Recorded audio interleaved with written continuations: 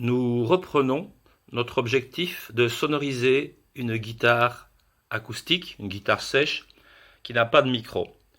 Lors d'un précédent tuto, nous avions déjà utilisé le micro de caisse iRig, qui est déjà branché, puisque on l'a déjà fait. Donc il suffit de le brancher à l'intérieur de la guitare, en un son de caisse, et de le mettre sur le petit boîtier qui a une sortie standard, évidemment. Mais maintenant, nous allons améliorer le son avec un micro-condensateur qui ne demande pas d'alimentation, qui va prendre en fait le son des cordes.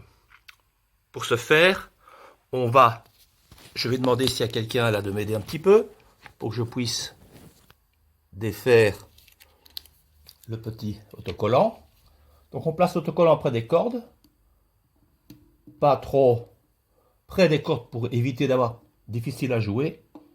Évidemment, on le retire. Voilà. Voilà, comme ça. Et puis, on prend le micro-condensateur qui ne demande pas d'alimentation et on le positionne sur la guitare. Voilà, comme ceci. Et là, on a donc deux micros avec les prises adéquates. Donc, on a deux prises et le micro est placé tout près du chevalet. Donc, on a un micro condensateur qui prend le son des cordes et un micro de caisse. Et on peut le mélanger comme on veut. Par exemple, on pourra utiliser une console de mixage.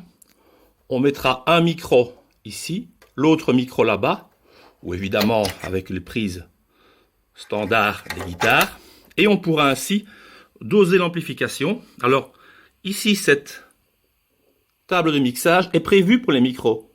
Donc, elle sera assez sensible pour le micro-condensateur qui, comme je le rappelle, n'a pas d'alimentation. Donc, on pourra jouer sur l'effet stéréophonique. Par exemple, mettre à gauche le son de la caisse et à droite le son des cordes, ou l'inverse. Et on aura ainsi différents réglages. On pourra même, évidemment, grâce à la console, régler les aigus, les basses et les médiums. Et ainsi que le niveau de chacun des micros. Et on peut envoyer ça, évidemment, soit directement dans l'installation d'amplification, soit dans un studio d'enregistrement.